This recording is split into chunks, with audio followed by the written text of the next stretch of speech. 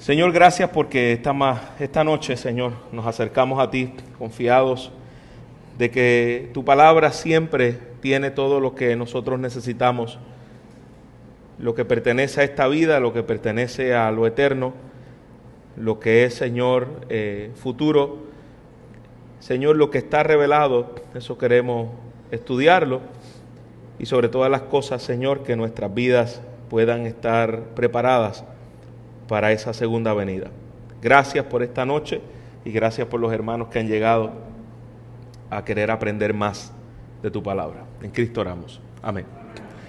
Bien, mis hermanos, vamos a mirar es el más conocido por la mayoría. ¿Ya está grabando? Ok. Ya la mayoría de las personas conocen este sistema escatológico. Se conoce como el dispensacionalismo clásico. El 99.9 de las iglesias pentecostales son dispensacionalistas clásicos. Vienen de aquí. Las películas que se hacen acerca de lo que hablan de la segunda venida famosos vienen del dispensacionalismo clásico. La gran acogida del dispensacionalismo clásico se hizo famosa.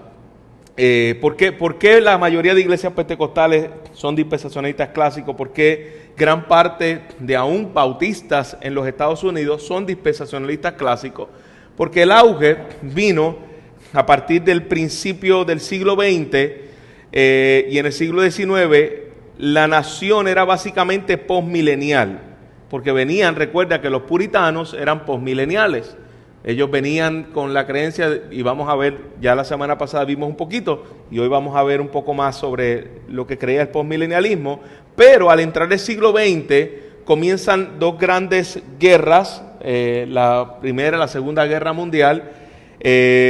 Lo que ocurrió en ese tiempo de hambre, de muertes, despertó ese asunto de ya no ver el futuro triunfalista como lo crean los postmilenialismos, sino un futuro más futurista con ciertas aplicaciones a lo que dice Mateo 24 que van a ocurrir en este tiempo, rumores de guerra y todo eso. Pues la gente pues comenzó más a adaptarse a esta aplicación del dispensacionalismo y sobre todo también cuando se vio la primera Biblia de estudio en Estados Unidos, traducida al inglés, fue la Scofield. Esa fue la primera Biblia traducida al inglés. Entonces eso se promovió por todas las iglesias, pues una Biblia de estudio y una Biblia dispensacional. Scofield es discípulo de Ryrie, y ya vamos a ver un poquito de historia, quién era Ryrie, discípulo de John Nelson Darby, fundador del dispensacionalismo. Ahora, lo que hace el dispensacionalista es que divide la iglesia por un lado e Israel por el otro. Dios tiene un trato con la iglesia y Dios tiene un trato con Israel. Los propósitos de Dios son diferentes. Por lo tanto, hay una distinción entre Israel y la iglesia. Ese es el centro o la base del dispensacionalismo. Las promesas de Dios dadas a Israel, el dispensacionalista dice, se cumplen y se deben cumplir en Israel con los israelitas. Y una cosa son los israelitas y otra cosa es el pueblo de Dios gentil o la iglesia. Así que las promesas dadas a Abraham son para Abraham. Esto es lo que cree el dispensacionalista clásico. Las promesas dadas para Abraham son cumplimiento para la iglesia y las promesas dadas para David son cumplimiento para el Israel étnico nacional. Eso es lo que cree el dispensacionalista. Todo lo que Dios le prometió a Abraham se cumple con la iglesia, pero lo que Dios le promete en el reinado de las promesas dadas en el reinado de David son cumplimiento para el Israel étnico. Y este concepto mueve al dispensacionalista más cerca de la teología del pacto que tradicionalmente sigue la iglesia protestante histórica. Y ahí existe esta división.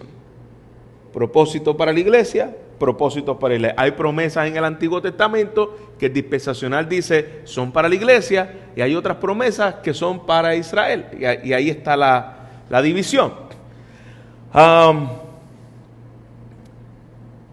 Yo tenía déjame ver porque quería presentarle, parece que lo tenía en otro slide, cómo dividen las dispensaciones. Ok, lo tengo aquí. El presente dispensacionalismo es muy común, enseñado mayormente en Dallas Theological Seminary. Si tú sabes que alguien salió de Dallas Theological Seminary, es dispensacionalista full. Popularizado por los libros de Hal Landisi, Tim LaHaye, Left Behind, entre otros. Y los grandes exponentes del dispensacionalismo son John Walworth, Charles Ryrie, G. Dwight Pentecost, Norman Geisler, David Hunt, Jack Vann, John Hodge y John MacArthur, entre otros. Yo creo que los más conocidos dentro del dispensacionalismo presente es el pastor John MacArthur. El dispensacionalista divide estas 7 dispensaciones, por eso se llaman dispensacionales. Él dice que la primera etapa del hombre, Dios trabajó dentro de la inocencia antes de la caída. La segunda es la conciencia, que comienza desde la caída hasta Noé. Esa es la segunda etapa de escala dispensacional. La tercera, el gobierno humano, desde Noé hasta Abraham. La cuarta, la promesa de Abraham hasta Moisés. La ley, desde Moisés hasta Cristo. La gracia es la era de la iglesia y el reino es la era del milenio. Esas son las 7 dispensaciones de acuerdo a esta escuela de interpretación escatológica llamada dispensacionalismo. Divide esas 7 dispensaciones. Argumentan por una interpretación literal de los textos proféticos de las Escrituras, es decir, la profecía que Dios dio a Isaías, donde el león habitaría con el cordero, eso es literal. Y eso se va a cumplir en el milenio. Entonces todas esas promesas dadas a Israel, ellos dicen que se van a cumplir en el milenio. Lo que parte de las profecías de Jeremías se cumplirán en el milenio, parte de milenio es literal. Desde un milenio de 1000 años, Jesucristo reinando en Israel. Eso es lo que cree el dispensacionalismo. Yo no estoy diciendo que yo creo el dispensacionalismo ni que entiendo que es lo más cerca de las Escrituras, estoy diciendo lo que enseñan. Todas las promesas de pacto de Dios para Abraham y David, partes de Abraham, el clásico dice Abraham iglesia, David Israel.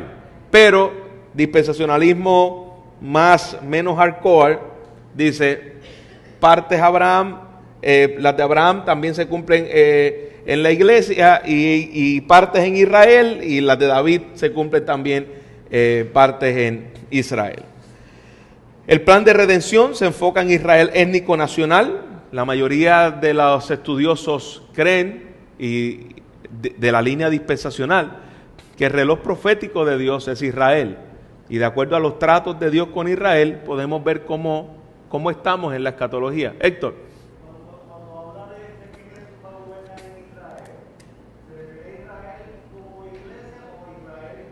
Israel como nación, étnico, en ese pedacito, literal, sí. Argumenta que el plan de redención, como les dije, se enfoca en Israel étnico nacional con provisiones de Dios para los gentiles hechas en la era de la iglesia, y la era de la iglesia es como un paréntesis de Dios por el rechazo del Israel nacional en lo que Cristo llega por segunda vez a la tierra.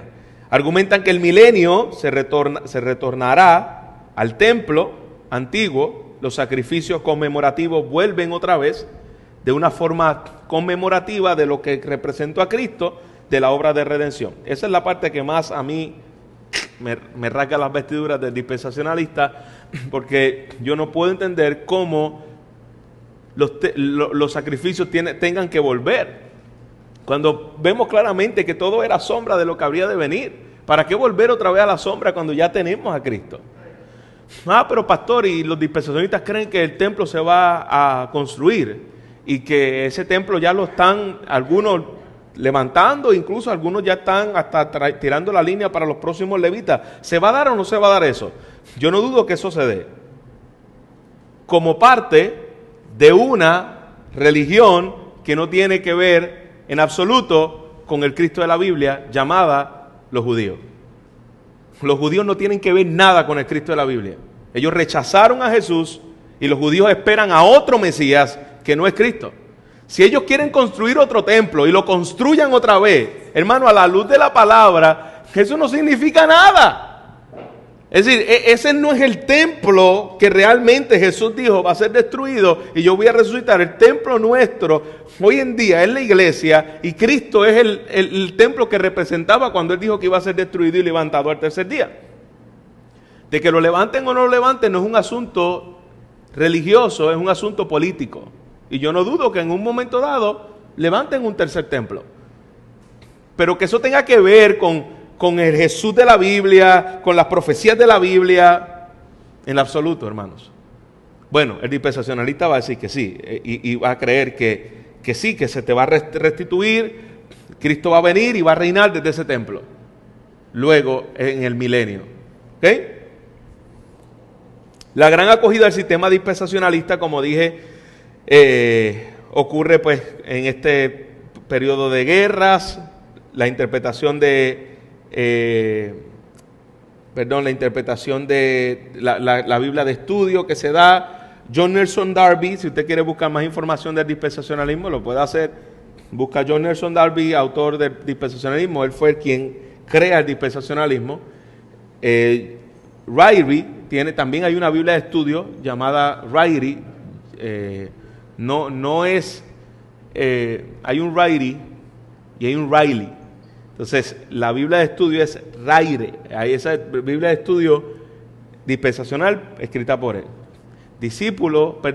Mentor de Scofield, que saca también la Biblia de estudio Scofield dispensacional. Scofield es maestro de Louis Schaeffer, fundador de Dallas Theological Seminary, que de ahí salen la gran mayoría de pastores dispensacionales de ese seminario.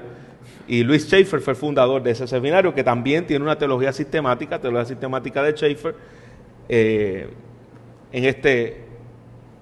esta escuela escatológica. ¿Ok? ¿Alguna pregunta sobre el dispensacionalismo? Vamos entonces a la segunda escuela, si no hubiera pregunta.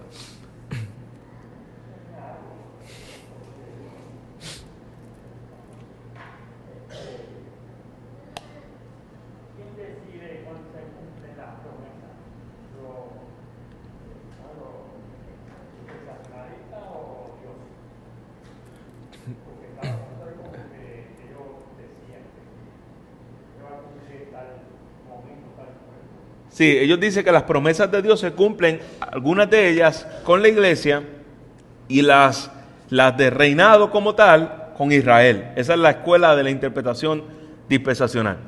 Una con Israel y otra con la iglesia.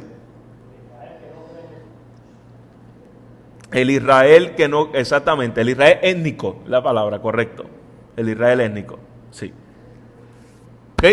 Vamos entonces al premilenialismo histórico.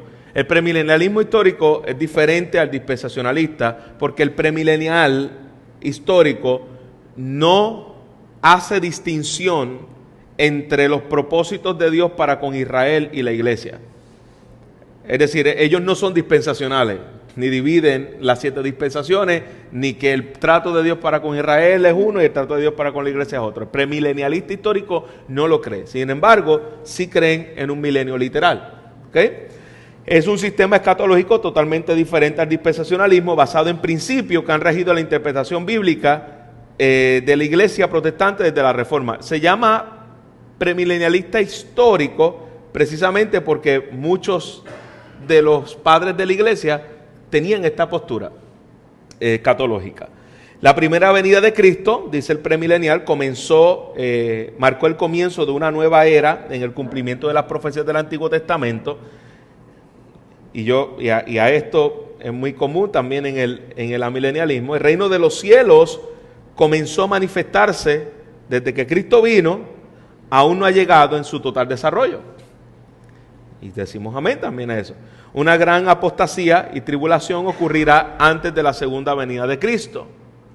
Eso lo cree el premilenialismo histórico. Luego del retorno de Cristo, un periodo de 1000 años separará la primera y la segunda resurrección. Entonces ellos creen en un milenio literal, 1000 años aquí en la tierra. Y al final del milenio, Satanás será soltado brevemente y liderará una rebelión grande a escala que concluirá con el juicio final. Este es el premilenialismo histórico. ¿Okay? Se llamó histórico, como dije, padres de la iglesia como Irineo, entre otros, creían en un periodo de reino de Dios visible en la tierra. Gran parte de los padres de la iglesia creyeron esto. Algunos exponentes del sistema son George Eldon Ladd, James Boyce, excelente autor, John W. Montgomery, Wayne Grudem, entre otros. Wayne Grudem también tiene una teología sistemática muy contemporánea, muy utilizada en muchos seminarios y estudiadas por algunos aquí que yo conozco. Pregunta sobre el premilenialismo histórico. ¿Bien? Ya se está mejorando la escatología. Estamos mejorando. Sensacionalista, premilenialista ya suena mejor. Cada vez se va poniendo mejor. ¿Ok? Broma. ¿En qué posición queda la Iglesia Católica en esto de ellos pertenecen? Son muy mezclados. Y fíjate, gran parte de la Iglesia Católica son amileniales porque tienen la línea de Agustín. Y Agustín, conocido como San Agustín, ellos siguen esa escatología en cuanto al amilenialismo, que lo vamos a ver más adelante. Pero ahí hay de todo, hay un sancocho. Depende del que... No todos en la Iglesia Católica creen la misma escatología. ¿Está bien? Ok, vamos al postmilenialismo. Afirma que el milenio será un periodo de paz universal y de justicia traído a la tierra por la Iglesia. La Iglesia va a ir avanzando, conquistando reinos. Toman Primera de Corintios, donde dice que los reinos serán puestos a los pies de Cristo, y después que sean puestos a los pies de Cristo, Él lo va a entregar al Padre para que Él sea el todo y en todos y reine. Entonces ahí está lo que cree el postmilenial. Viene un tiempo de justicia universal traído a la tierra por la Iglesia. La Iglesia va conquistando hasta que el cristianismo sea como quien reine. Y ellos toman esto porque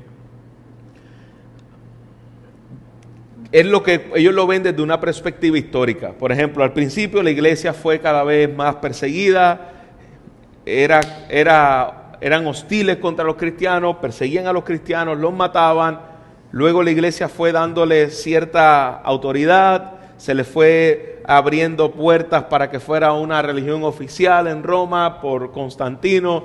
Luego la iglesia vuelve otra vez por un periodo de oscurantismo. Luego viene el tiempo de la reforma y hay como destellos de que ahí fue donde más se hizo fuerte el postmilenial.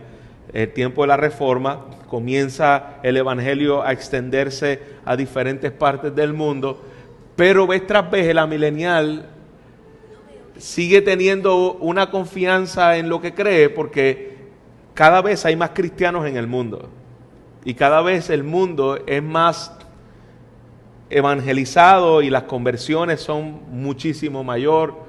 Por ejemplo, la China comunista en el año 1800 habían aproximadamente más que 1 millón de cristianos. Luego de aproximadamente 60 a 100 años, en China hay más de 100 millones de creyentes. Entonces el evangelio ha ido creciendo y creciendo y creciendo.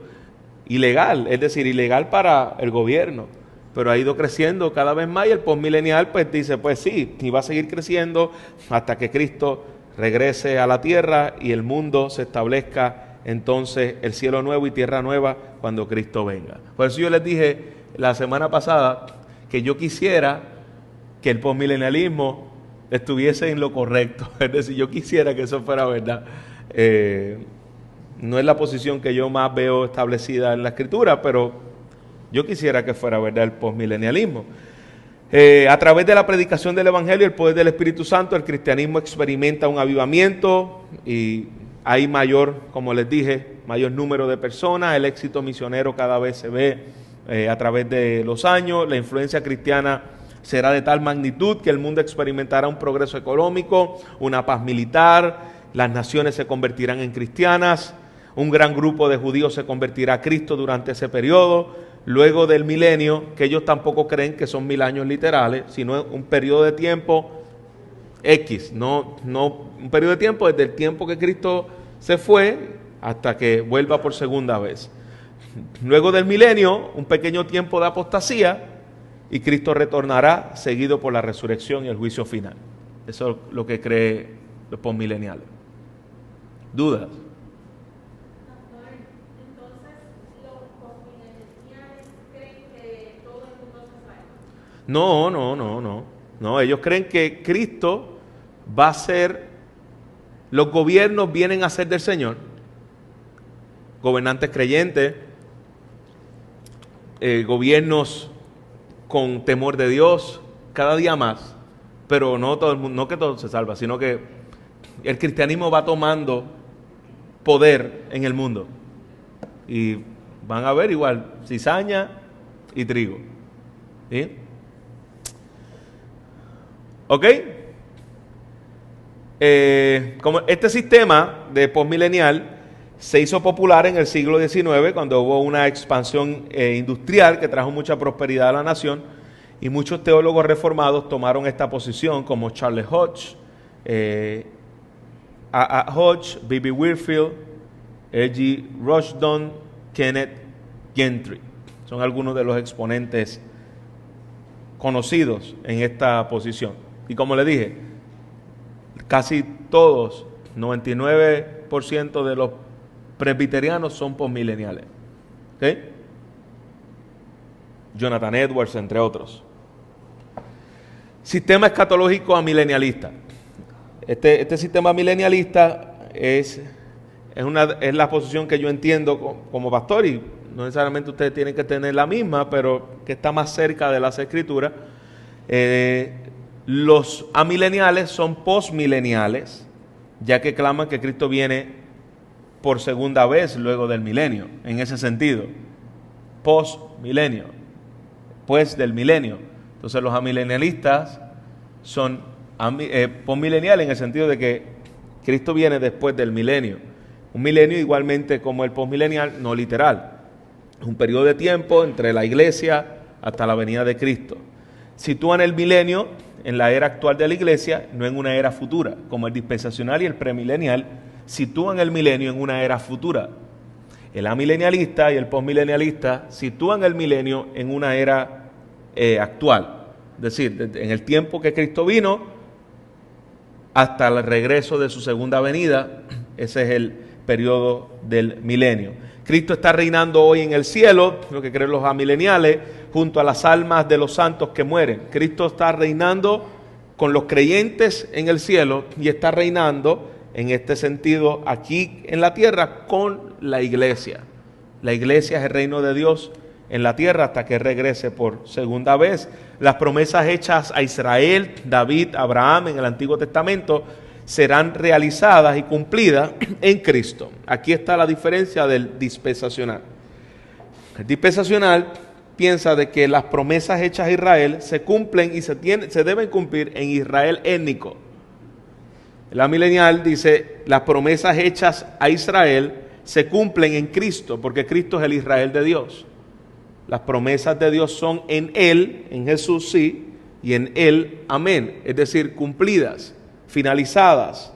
Cristo cumple todas las promesas dadas por los profetas a Israel, se cumplen en Jesús.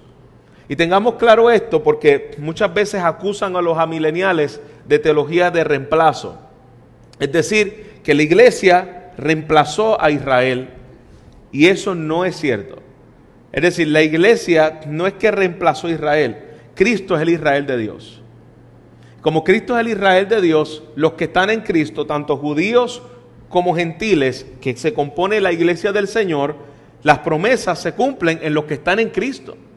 Porque las promesas son en el sí y en el amén. Entonces, esa promesa dada, por ejemplo, a Abraham, se cumplen en quiénes son los hijos de Abraham. Los étnicos, no, los que están en Cristo. Cristo es la promesa dada a Abraham. La simiente prometida dada, dice Gálatas, no dice simientes como si fueran muchas, sino simiente porque es una, está en Jesús.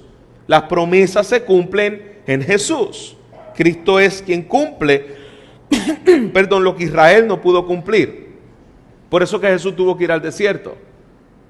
¿Por qué Jesús tuvo que ir al desierto? Porque Israel falló en el desierto, Cristo conquistó en el desierto. Es decir, por eso el pueblo de Israel, Jesús tuvo que hacer cosas que tú dices, espérate, ¿por qué? Porque esto es como una similitud de Israel.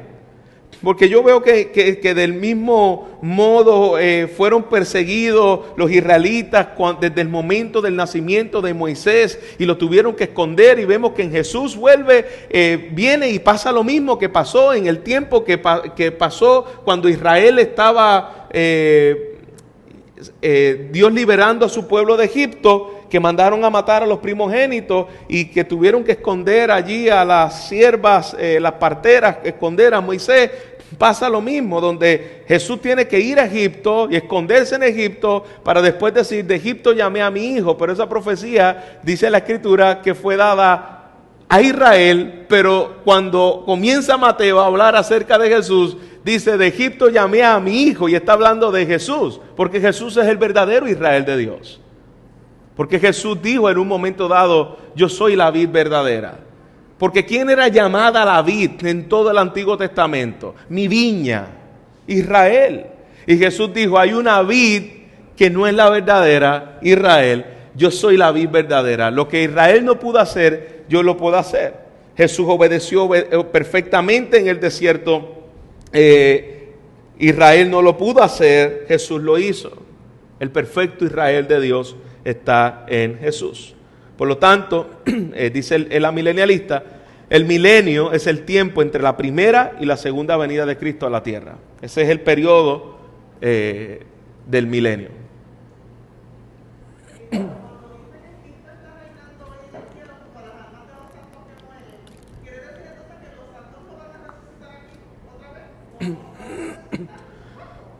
Sí, porque lo que están arriba son las almas, no los cuerpos. Lo que resucita es el cuerpo, no las almas, porque el alma nunca muere. Entonces lo que resucita cuando suene la trompeta, se nos dará cuerpo glorificado. Entonces esas almas que están sin cuerpo, se les dará cuerpo glorificado, y esa es la resurrección plena. Todavía no ha ocurrido la resurrección en ellos, pero las almas están vivas. Es decir, están en la presencia de Dios. Están y con conocimiento, no es que están como en un aire flotando, hasta que suene la segunda trompeta y Cristo regrese por segunda vez, la segunda venida.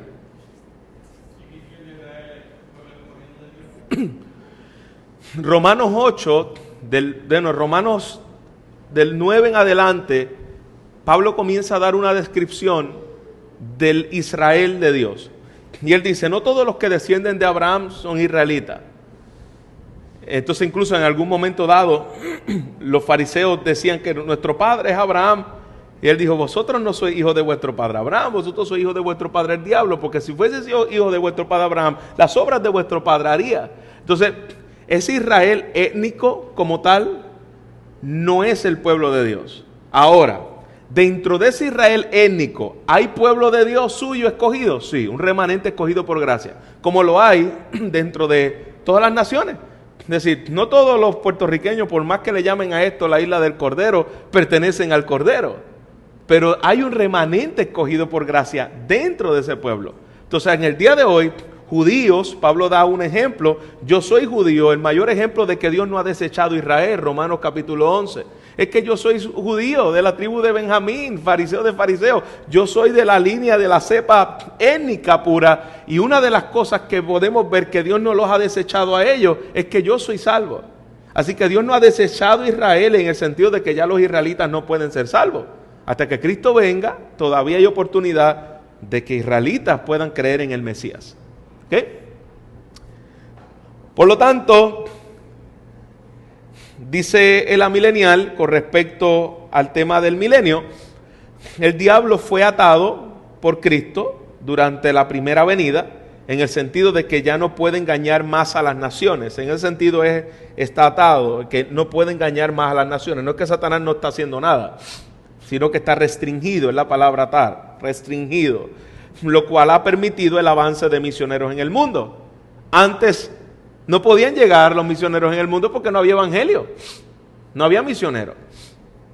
Así que al final del periodo presente, el reino estará presente en la tierra a través de la predicación del evangelio, un reinado espiritual, no un reinado físico, como lo creen los posmileniales. El posmilenial sí cree en un reinado físico, Cristo viniendo, los gobiernos viniendo a los pies del Señor, reinando con la verdad de la ley, que por eso yo digo, yo quisiera que fuera cierto. Al final del periodo presente, Satanás será soltado para que engañe por última vez a las naciones en un tiempo de apostasía, tribulación sin precedente, seguido por el retorno de Cristo a la tierra, la resurrección y el juicio final. Vamos a volverlo. Al final de este periodo de tiempo, que estamos desde la venida de Cristo hasta la segunda venida, en ese final del periodo, Satanás será soltado para que engañe por última vez a las naciones. Dios le va a permitir eso. Yo creo que aquí igualmente, como creer posmilenial, un tiempo de persecución también sobre la iglesia en general, un tiempo de apostasía, tribulación sin precedente. Aquí el posmilenial dice, no, eso no va a pasar. El amilenial, fíjate, tiene muchas cosas en común, el amilenial por el posmilenial, pero el amilenial es más futurista en este aspecto. Tribulación sin precedentes, seguido por el retorno de Cristo a la tierra, la resurrección y el juicio final. Es decir, apostasía, tribulación, Cristo viene, resucitan los muertos, juicio final. Se acabó. Dispensacional, no es así.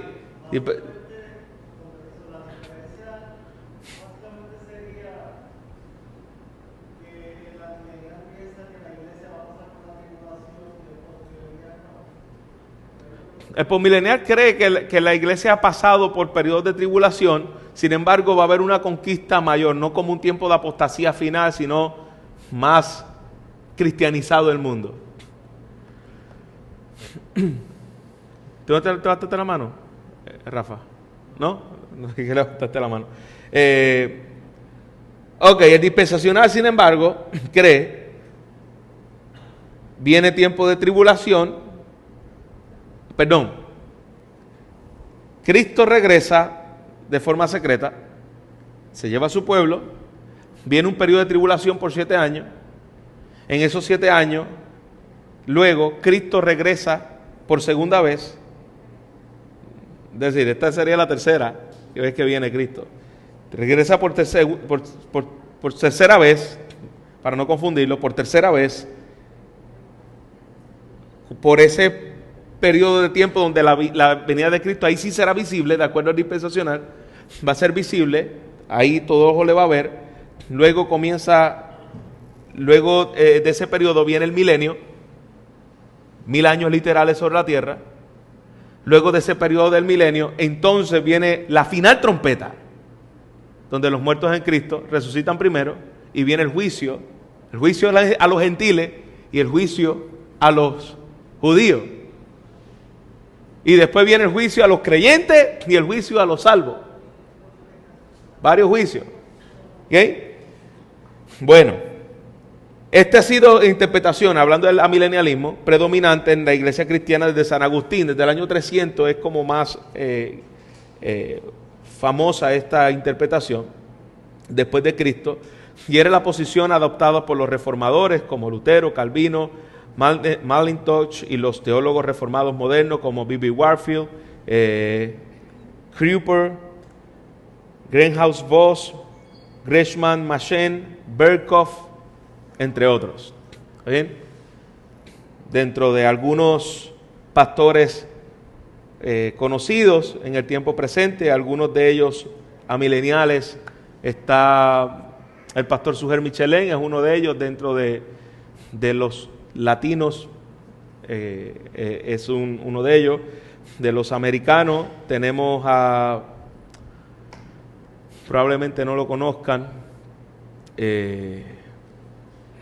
pastor americano, profesor y pastor, hasta a mí se me olvidó el nombre ahora mismo,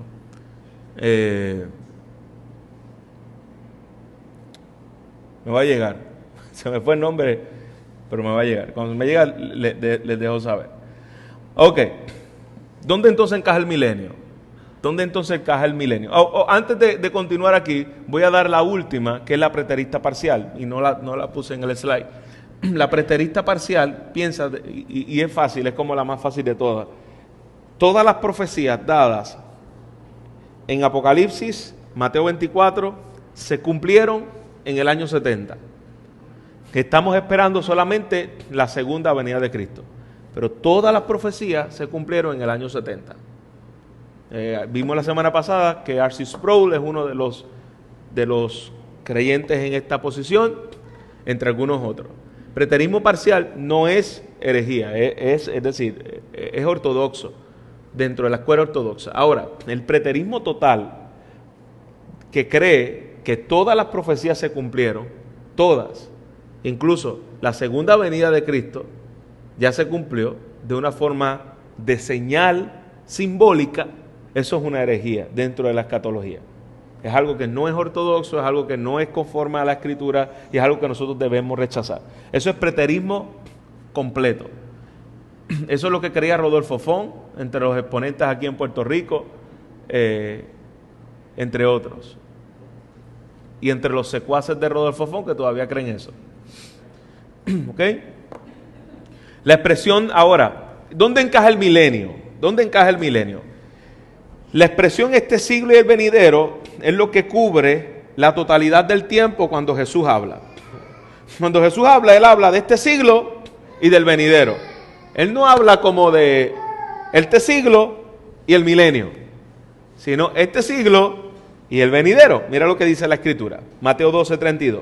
Cualquiera que dijera alguna palabra contra el Día del Hombre le será perdonado, pero el que habla contra el Espíritu Santo no le será perdonado. Obviamente no vamos a interpretar estos versículos porque esta no es la clase de hoy, pero lo que yo quiero que podamos ver es lo que se refiere Jesús al final, es decir, no le será perdonado ni en este siglo ni en el venidero. Y ahí no dice en este siglo, ni en el milenio, ni en el venidero. No, este siglo era presente, el venidero, la era futura. Esos son las dos eras que vemos en la Biblia descrita. Gálatas 1:4, el cual se dio a sí mismo por nuestros pecados para librarnos del presente siglo malo, en el que estamos viviendo ahora, conforme a la voluntad de nuestro Dios y Padre. El presente siglo es el que estamos viviendo. Y le llama presente siglo malo aquí Pablo.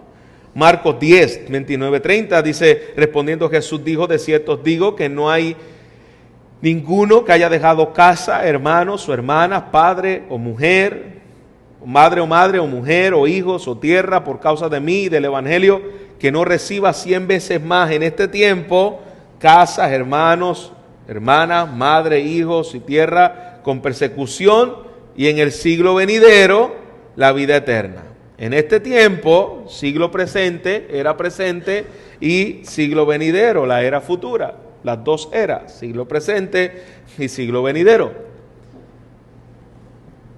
¿Ok? Los misterios del reino de los cielos. Es importante que cuando veamos en el Antiguo Testamento que los profetas hablan de un reino, en ningún lugar vemos que los profetas hablan de un reino de 1000 años. Siempre que la Biblia habla de un reino, habla de un reino eterno. Mira lo que dice Daniel, capítulo 2, versículo 44, en los días de estos reyes, el Dios de los cielos levantará un reino que no será jamás destruido, ni será el reino dejado a otro pueblo, desmenuzará y consumirá a todos los reinos, pero él permanecerá para siempre. El reino de Dios permanecerá para siempre. El posmilenial dice amén a este versículo y lo ve de esta forma porque dice, así va a ser. El reino de Dios va a destruir todos los reinos del mundo, va a consumir todos los reinos del mundo y Él va a permanecer para siempre. El amilenial en este aspecto dice, esa profecía se va a cumplir cuando Cristo venga en su segunda venida y Él establezca su reinado eterno por encima de todos los reinos del mundo, donde vendrá con juicio sobre ellos por causa de que vendrá el día de la ira del Cordero y Él reinará para siempre. Daniel 7, 13 al 14. Miraba yo en la visión de noche y aquí con las nubes del cielo venía como un hijo de hombre, hablando de Jesús, que vino hasta el anciano de días y le hicieron acercarse delante de él. Y fue dado el dominio, la gloria y el reino para que todos los pueblos y naciones y lenguas le sirvieran. Su dominio es dominio eterno. Aquí está, dominio eterno.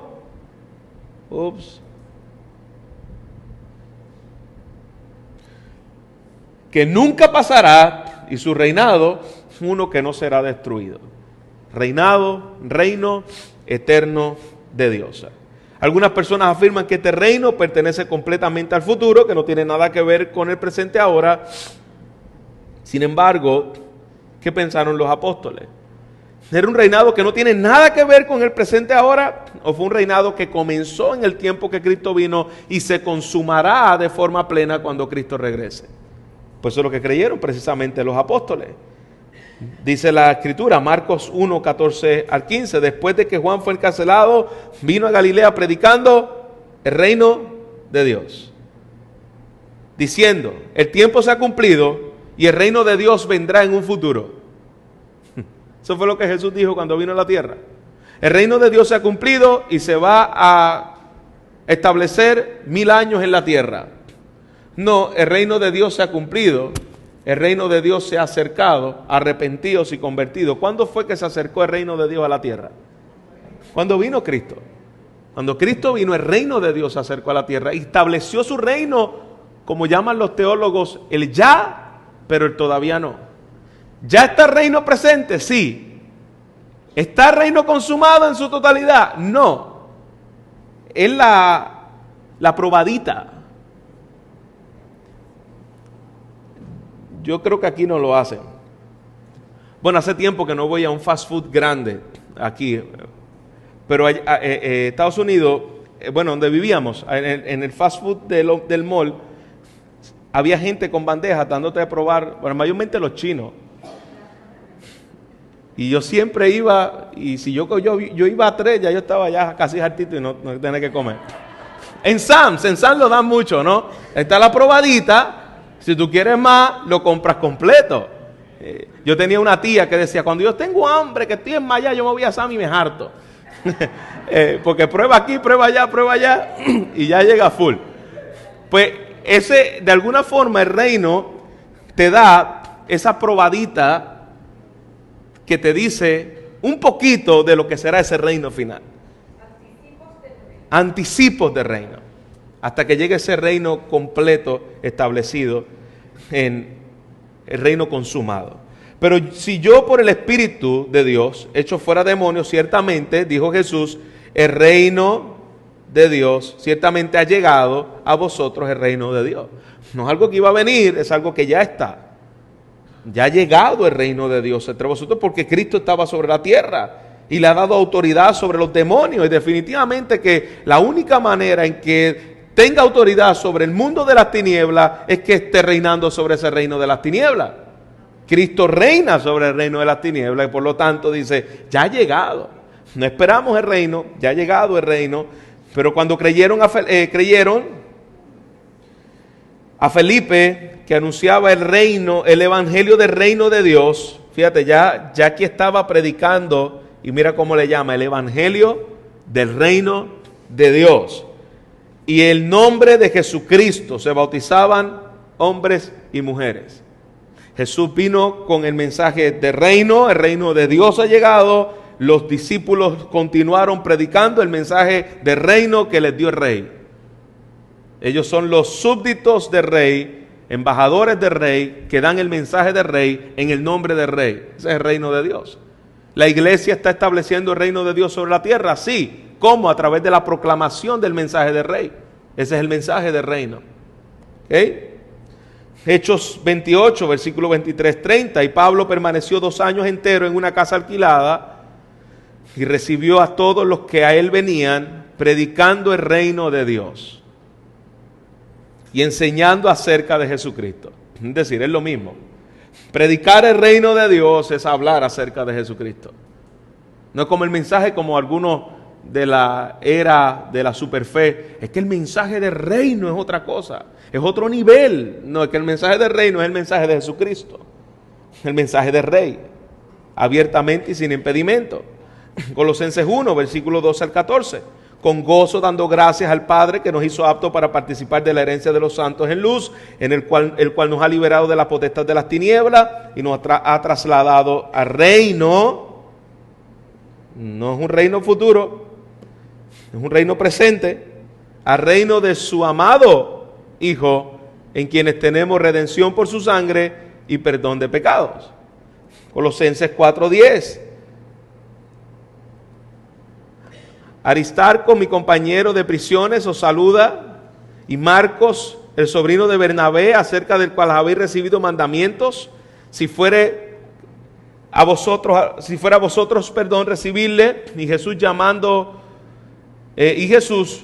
llamado justo, que son los únicos de la circuncisión, que me ayudan en el reino de Dios, y han sido para mí un consuelo. En el reino de Dios. No algo futuro, algo presente. Gálatas 5:21. Envidia, homicidio, borrachera, hablando de los frutos de la carne y cosas semejantes a estas, acerca de las cuales os amonesto, como ya os he dicho antes, que los que practican tales cosas no heredarán el reino de Dios. Adiós, pero ahora lo habla futuro. ¿Por qué lo habla futuro? Porque es un reino que está, pero todavía no está en su plenitud. Ese reino será consumado eternamente en el reinado de Cristo cuando venga por segunda vez. Reinaremos por siempre con Él. Para siempre reinaremos con Él. Y obviamente no heredarán en el reino de Dios porque ni en el presente, en el siglo que vivimos, ni en el siglo futuro. Porque puedes heredar, ya nosotros somos herederos del reino en el siglo presente. Nosotros no estamos esperando las promesas que se nos den, la vida eterna que se nos dé, no, ya la vida eterna se nos dio. Tú has creído en Cristo, tú tienes la vida eterna. No es algo que tú vas a alcanzar. Si tú eres creyente, tú perteneces al reino, ya tú tienes la vida eterna. Cuando usted muera, se va a manifestar esa vida eterna porque pasará con el Señor. No es algo que se te va a dar en un futuro, ya tú tienes la vida eterna. ¿Está conmigo? ¿Por qué? Porque eres parte del reino. Reino aquí, esperando ahora que llegue ese glorioso reinado eterno. Ahora, ¿cuándo fue atado Satanás? Son preguntas que muchas veces nos hacemos en este tema. ¿Por cuánto tiempo fue atado Satanás y con qué propósito fue atado Satanás? Si el amilenialismo cree que Satanás ya fue atado y está atado por un periodo de 1000 años no literales, ¿cuándo fue que fue atado Satanás? Mateo capítulo 12, versículo 22 al 29. Entonces fue traído a él un endemoniado, hablando de Jesús, ciego y mudo, y le sanó. De tal manera que el ciego y mudo veía y hablaba. Toda la gente estaba atónita y decía, ¿será este aquel hijo de David? Mas los fariseos al oírle decían, este no echa fuera demonios, sino es por Beelzebú, príncipe de los demonios. Sabiendo Jesús los pensamientos de ellos, dijo, todo reino dividido contra sí es asolado, y toda ciudad o casa dividida contra sí misma no permanecerá. Si Satanás echa fuera, a Satanás, contra sí mismo está dividido. ¿Cómo permanecerá su reino? Y si yo echo fuera a los demonios por Beelzebú, ¿por quiénes lo echan vuestros hijos? Por tanto, ellos serán vuestros jueces. Pero si yo por el Espíritu de Dios echo fuera a los demonios, ciertamente ha llegado a vosotros el reino de Dios. ¿Ok? Ciertamente ha llegado a vosotros el reino de Dios. Porque ¿cómo puede alguno entrar a la casa del hombre fuerte? ¿Quién es el hombre fuerte que está hablando aquí precisamente? Satanás. ¿Cómo puede entrar a la casa del hombre fuerte y saquear sus bienes si primero no lo no lo ata? Y entonces puede saquear su casa. Antes de que el evangelio llegara, Jesús ató a Satanás. Es decir, antes de que el evangelio llegara a las naciones del mundo y la gente viniera a la salvación, Satanás fue atado. Jesús saqueó la casa y ató al hombre fuerte. ¿Cuándo? Cuando vino. ¿Y cuándo lo hizo en su totalidad? Al morir en la cruz del Calvario. Ahí se le dio toda autoridad. Lucas 11, 17, 22. Voy a avanzar, voy a leer el de 21. Cuando el hombre fuerte, armado, guarda su palacio, está en paz, en su palacio, en paz, está lo que posee. Pero cuando viene otro más fuerte que él y le vence, le quita todas sus armas en quien confiaba y reparte el botín. Eso fue lo que hizo Jesús. Fue a la casa del hombre fuerte, conquistó lo que le pertenecía a él y repartió el botín.